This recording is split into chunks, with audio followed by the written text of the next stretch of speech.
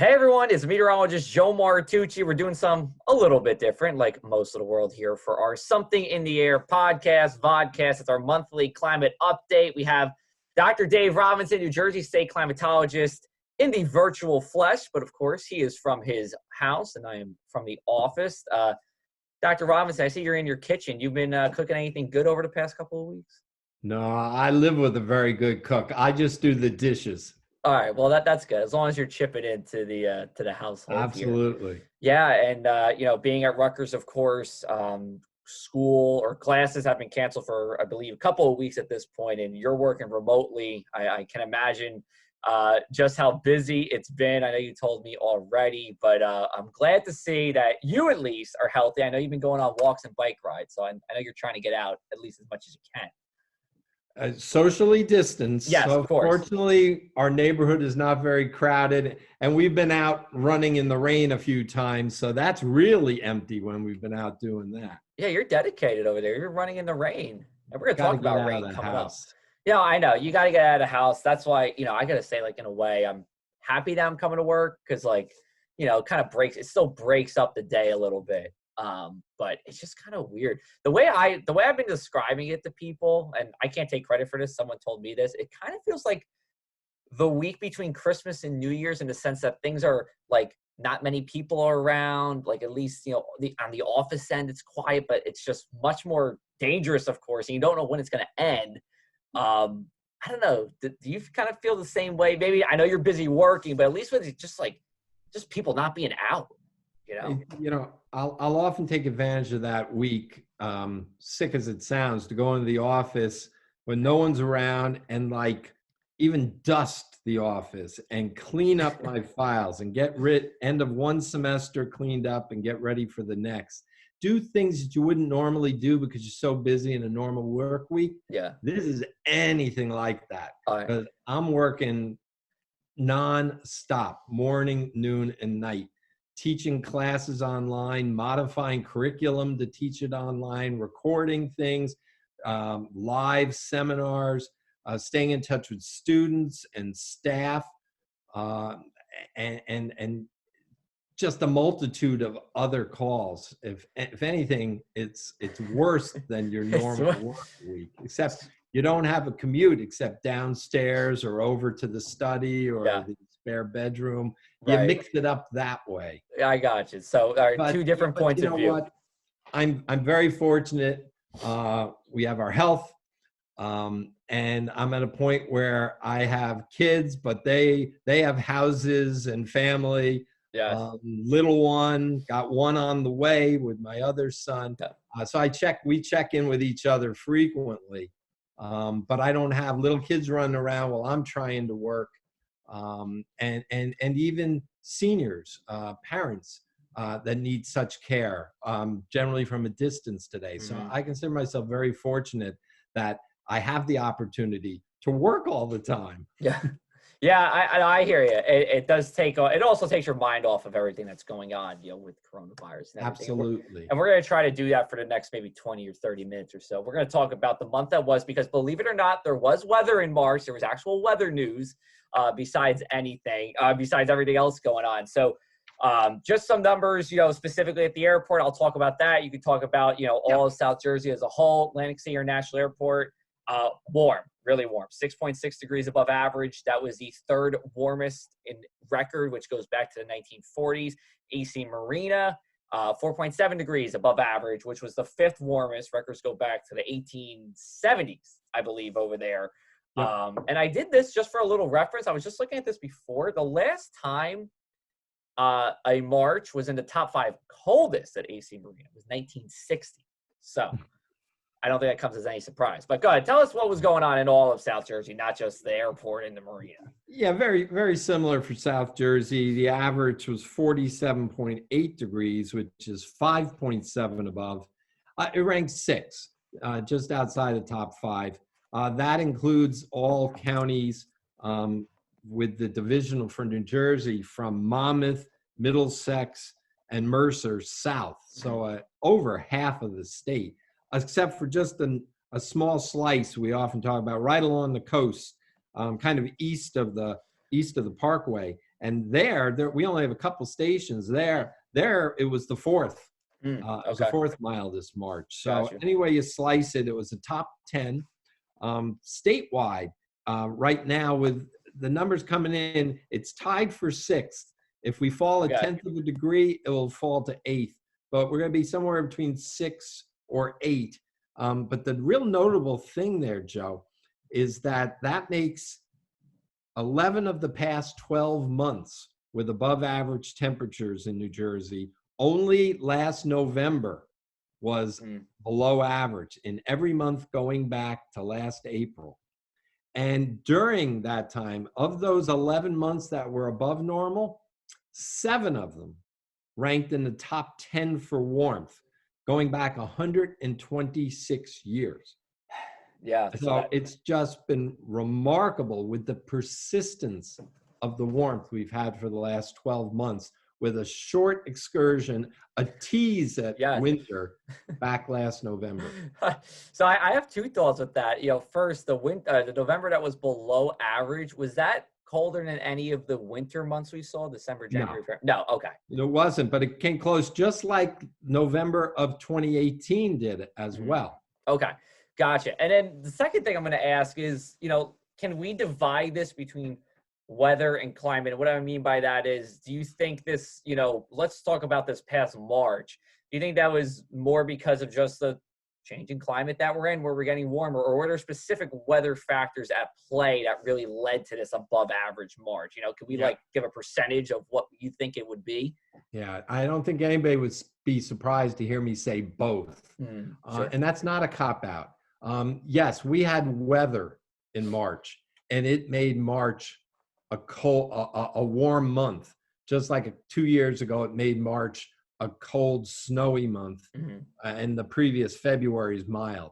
These are weather anomalies, but they're all taking place on a planet that's warming. So the warm gets warmer, and the cold gets warmer, as odd as that sounds, but if you think about it, it makes sense. So we would have been above normal in March were we not treading on the planet, but we wouldn't have been as warm. I can't give you a full percentage. For a month, you couldn't pull that out, but there's a certain percentage of that warmth that made it into the top 10 that I would confidently say we would not be in the top 10 if we didn't have that foundation higher from warming, from human activities. So there's always going to be weather, and it's always going to go back and forth, up and down. You're not going to have this continual upward climb from one year to the next for every March. Right. It's going to go back and forth, some more extreme than others. But overall, you absolutely cannot explain the persistence of the warmth we've had and the frequency of the warmth and the magnitude of the warmth without putting human impact into there. It's there's just no explanation that any climate scientist can come up with this day. Now, if we're looking just at South Jersey or just at AC Marina, it's next to impossible to ferret all of that out. But when you start putting it together more broadly, geographically, and globally, it's just a slam dunk. Yeah. I mean, I don't think I really have much to add to that. I mean, I agree with you there. And one thing too, I was actually doing a story about just prescribed wildfire burning, as well as the wildfire, the season to come. And I spoke with somebody at the DEP. I think you know him. He's a Rutgers guy, Bernie Isaacson. He went to Rutgers. I know the name. Yeah, okay. He's a PhD student at Rutgers, but he works for the Division of Forestry. And he was saying, specifically this winter, just because we had cold days, but we didn't have extreme cold days. We didn't have any of those days where the lows got really low. That the southern pine beetle is, it's been creeping northward and getting here. But he said this year it could be a problem where you really are talking about devastation in the pine barrens as a result of this. And he said, especially if we go another winter that's like this, where we don't get that extreme cold, he said, he really believes that there's going to be big problems next year. So we can get it this year, but he's saying if we keep this up, we have what we saw last winter, next winter, we could have this problem with the southern pine beetle, an invasive species in the pine barrens. I don't know if you have anything to add, but I just I'm far from an entomologist, yeah. but I've talked to them about this issue, and we've looked at it, and it's the extreme cold nights that are so important, not just the average cold. Mm-hmm. And if there's no one's quite sure what the threshold is and how long you have to maintain it, but it's below 0 Fahrenheit to really kill off this invasive species, the eggs or what have you. And this year, there's not one single spot in New Jersey that went below 1 degree on the plus side. Wow. Our coldest of cold areas in the Pinelands and up in the valleys of Northwest Jersey, or even up at High Point, did not go below 0 this winter. And the other thing we looked at when I was working with the entomologist on the southern pine beetle, it's interesting enough, as much as we're overall warming in the winter, the mean temperature is warming, the minimum temperature is warming. The extreme minimum temperature, if you plot the coldest of every winter, the coldest night of every winter, that is warming at a faster rate than the average minimum temperature is warming. Right. So the extremes are warming faster than the averages. And now the last couple of years, we did get down to 5-6 degrees below 0 at a couple of our mesonet stations, Indian Mills, a long-term Weather Service cooperative station. And that gave me some hope that it might have at least delayed this. I have not spoken with the entomologist since, but this winter, no cold. I was looking at my records in Central Jersey at my home. I only had 3 days this winter where the temperature failed to climb above freezing at some point during the day. That's really low. Now, it got below freezing on over 100 nights. Right. So that freeze-thaw cycle was in place for about 100 nights. But even the days got mild. Not a good prescription for insect control. No, and also not a good prescription for some of my forecasts, because I was getting those days where in the morning temperatures were, going as forecast, but in the afternoon, when there's no snow on the ground and the sun's there, it heats up faster than what the models will even tell you. And I'm not a model, so I can account for it, but sometimes you're not even accounting for that. And actually, one specific date I did have in mind was March 20th, where we got to 83 degrees at Atlantic City International Airport. And I'll admit, I had like 75. But when you had, the sun is out and the sun's strong on March 20th, that's a day after the equinox for us, and you have no snow, and no snow really anywhere, that makes a difference on temperature. So a little inside the forecast for everybody watching. Yeah, I mean, to tell you the truth, I wouldn't necessarily blame it on snow, because we don't normally have snow on the ground there at that time of the year. And there was still snow on the ground up in the Adirondacks and the Tug Hill and the greens and whites, but I think that's a common problem that forecast models, and it translates over into the forecast community have when you get to spring. You forget the power of that sun. On the first day of spring, it's just as strong as it is in September, when we're still often going around with shorts on, light jackets. So it's a really forecast problem that you, with your background knowledge of climate, generally pick up on.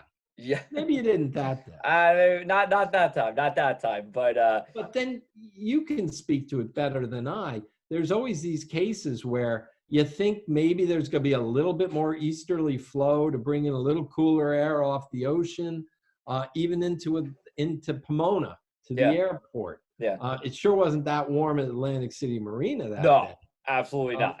So that's incredibly difficult forecast to make. If I can come to your defense. Oh, thanks. I appreciate it. It was also pretty dry, as I recall, around that time. It was. We really got wet the week after that. So that even has to be put into a forecast model. So it's real difficult. it's all about, and I'm going to go in the weeds for 10 seconds. I don't want to bore everybody, but it's all about wind direction a lot of times during the spring, because you have this massive body of cold air next to you, the ocean. The ocean is cold, only in the 40s, right?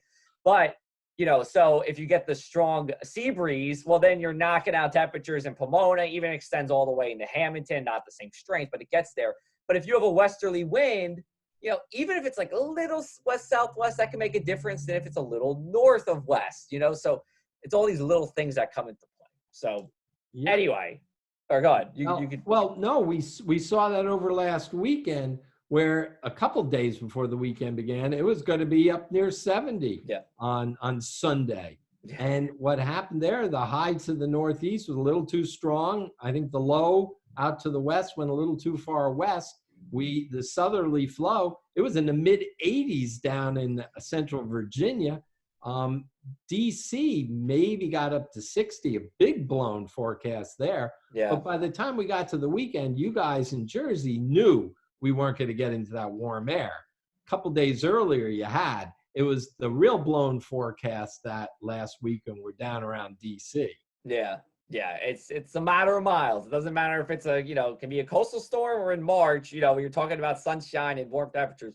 It's always a matter of miles, and spring's a notoriously difficult time period to forecast here. So let's talk about let's get out of the forecast realm and go back in time again. Let's talk about rainfall here.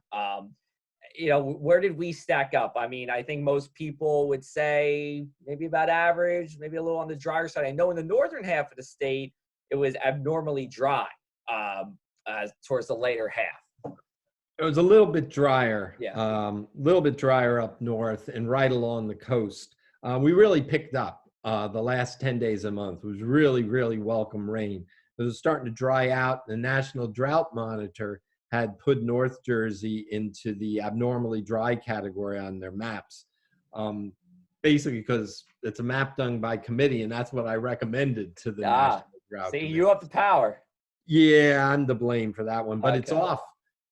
Give you a little heads up, it's off this week. We've had enough rain. We were right teetering on the edge. Sure. And just let everybody know, we're recording on April 1st, just in case people are like, well, what are you talking about? So it's April 1st. So on April 2nd, you're saying when the map comes out, they'll be When the map comes out, I can give you the early lowdown.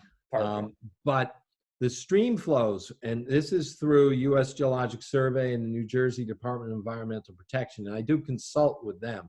Stream flows are down a little bit lower than we'd like.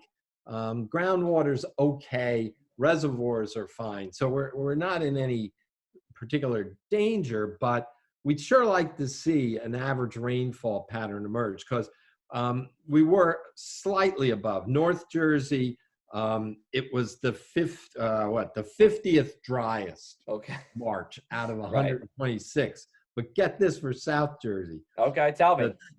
3.84 inches was our average, which is 35 hundredths below normal, which is pretty close to normal. But when you look at the split over the last 126 years, we were dead center. How about that?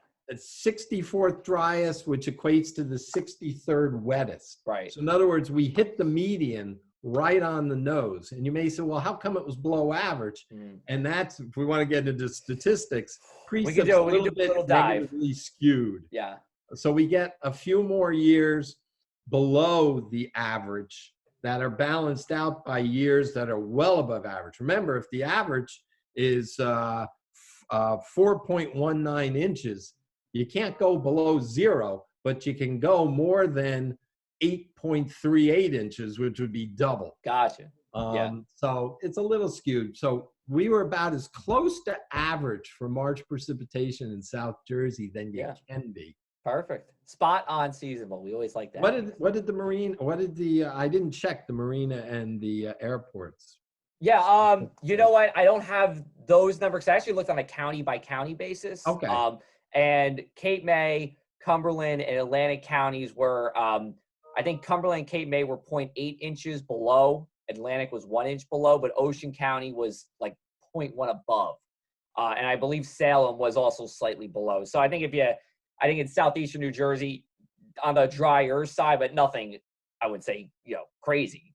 Right. And sometimes those county numbers take a few days to update. Okay. Much like this will take a little time to update. These numbers may rise just a tad Mm-hmm. as we get the last couple days in, but we had no major rain the last couple days. Although I think the heaviest rain the last couple days did fall in the southeast part of the state. We did have heavier rain. Now this is, again, going into weeds. I got this from the Mid-Atlantic River Forecasting Center, which said it went from the 2nd to it went throughout the month of March.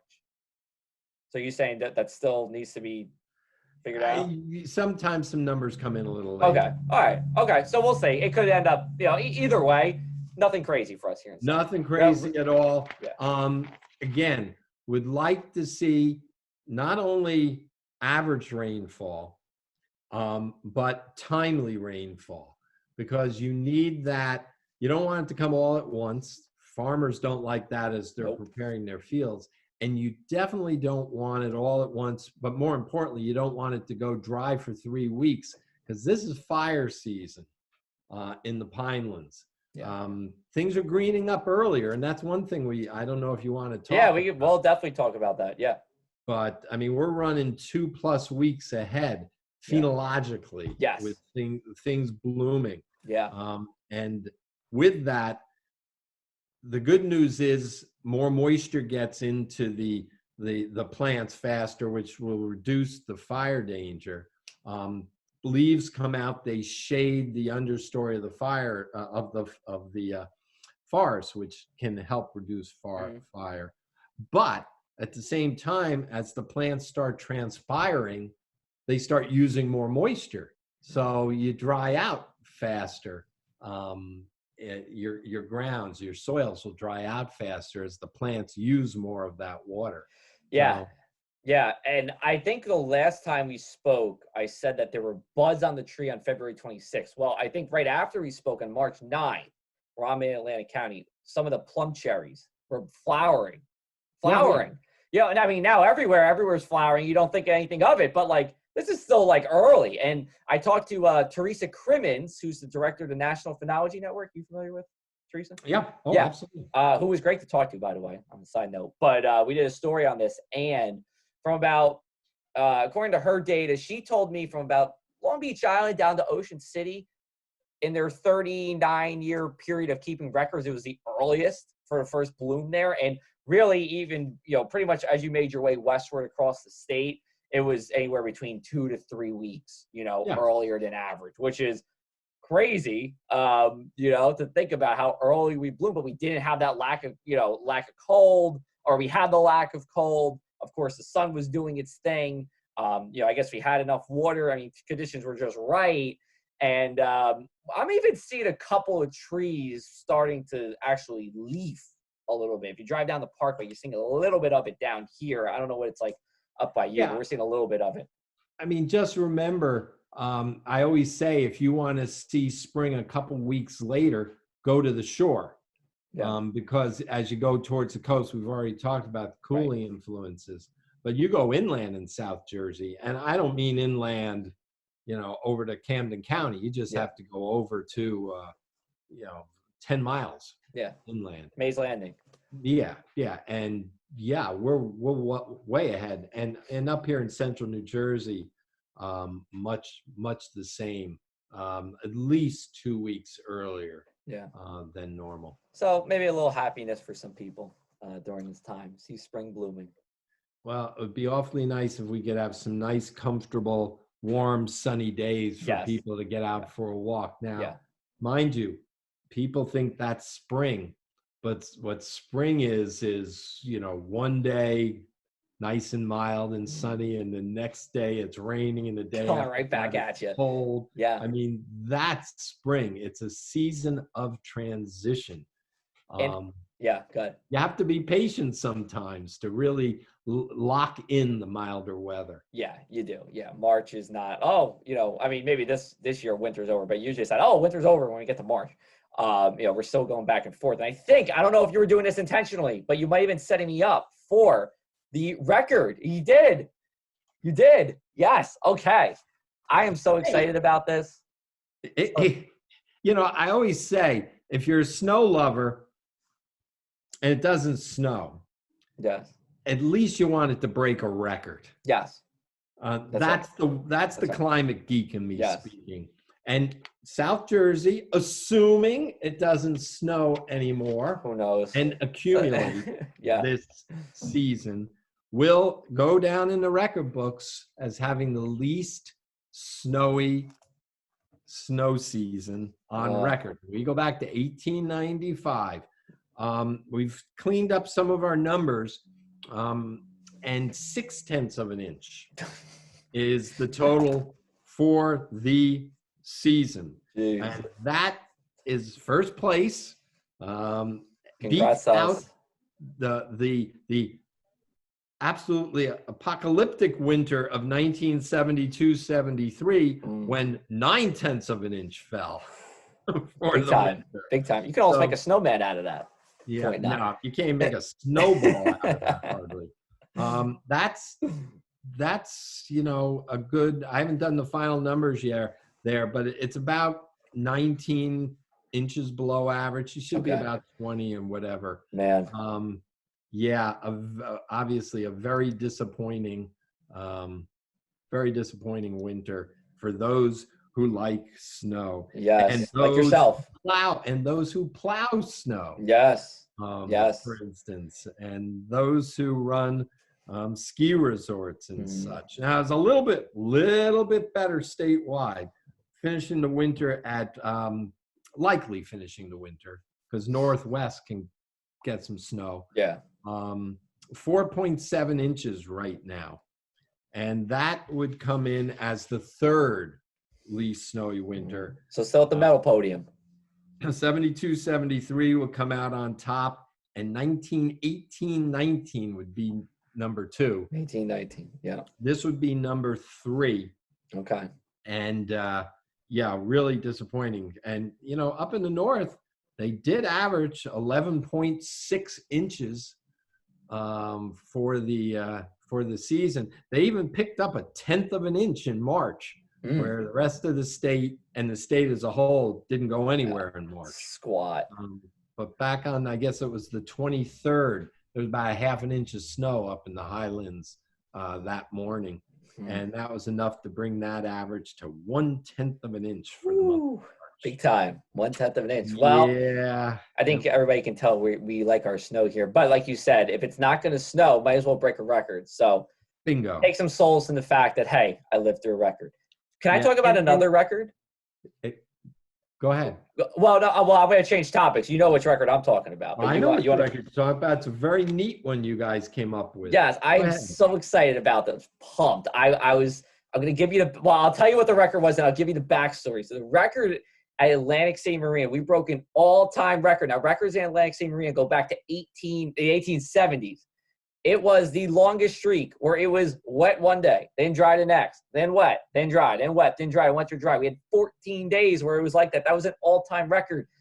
I have to say, I was pretty proud of myself for thinking about it. I said, it feels like it's been like 5 days. We're flip-flopping back and forth. Let me just check, see how far back we did this for. And I kept looking back, and I was like, oh, another day, and another day, and another day, and another day. So with help from my friend, Sam D'Alba, he's the Excel wizard, I said, can you crunch this for me and make a formula to see if we ever have this on record? And sure as you know what, it was. It was. And you were the first person I told. So excited. Tell them what the previous record was. Yeah, previous record was 11. Set twice. But so here's the thing. So not only did we break it by 3 days, but here's the interest. Well, there's two more interesting things with this. Maybe the lesser interesting stuff. It was back in the 1930s for one and 1920s for the other. But most interesting, the previous record, one of those two, was around this exact same time. I believe it started on March 16th and went until March 25th. No, March 26th. That would take us to 11 days if you count the days fully. So almost the same time period. And I don't think I even said this went from March 13th until March. What was last Thursday? I'm losing track. I got to look at my phone. It was March 26th, I believe. March 26th. Let me double check. Correct. Yes, March 26th. So almost the exact same time period. So I don't know. We don't keep records on that. I'd like to think of like the next gen stats you see when you're watching football. Maybe it's one of those. But It, any it's thoughts? if you're a climate geek, it's gold. I mean, it's so neat. And then you think about why, Yeah. because that's always important. Yeah, right. Statistics are Sure. great, but Sure. you want to know why. And it has something to do. March is a pretty wet month, Jersey wide. Many people don't know it, but it's wetter than April with its showers. Hmm. And as such, and we talked earlier about this being a transitional time. So it stands to reason that things are moving back and forth pretty quickly. Fronts are coming through, then you're drying out. A storm comes through, you're drying out. So if there's a time of the year where we get pretty frequent precip, but it's in the transition season where things are bouncing back and forth and maybe not locking in for a long winter's night, Yeah. you end up with this back and forth. So Yeah. to me, just off the top of my head, I'm not surprised that that occurred previously and this year in a transitional month like March. Right. All right. Well, I'm glad you enjoyed. I hope everybody else enjoyed that little fun fact stat for you too. We have about 90 seconds left before Okay. my Zoom meeting goes up. So just wrap up real quick. Where can we find latest climate info from you and anything you're looking forward to with the Climate Network this month? Yeah, we're still grinding away. The stations are behaving themselves, That's good. which is just wonderful news. Communications are up and running. njweather.org to get the latest conditions all around the state, every 5 minutes being updated. And then if you want the background material and to read the story of the month of March and all, go to njclimate.org. And you can see the longer term perspective on things. So thanks for letting me say that. And again, to our valuable observers, our volunteer observers in the CocoRoz program. Yes. We're always looking for more of you, and we're so grateful to the observers that are keeping up with their observations at this very stressful time. I know you're at home, but that doesn't mean everything. You're maybe stressed out and awfully busy to go out and make your observations. And we appreciate that. We'd love to have more of you join in. Yes, now's a great time to sign up. Easy to do. You can go to, could it be on your climate website? Would there be info about that? It's on our climate website. It's also COCORAHS, CocoRoz.org. Perfect. All right. Well, we're going to wrap it up. Our Zoom meeting, my Zoom meeting is over on my end, but Dr. Robinson, thanks for the time. This was actually fun. I actually enjoyed myself doing it this way. We will see where we will be at the beginning of May. We might be doing this. We might be doing what we were doing last time at Stockton. We'll see. But thank you again, Dr. Robinson, for being on. Thank you, everybody, for watching. This was Something in the Air. And make sure to tune to PressAC.com/weather for the latest in South Jersey weather forecast. Our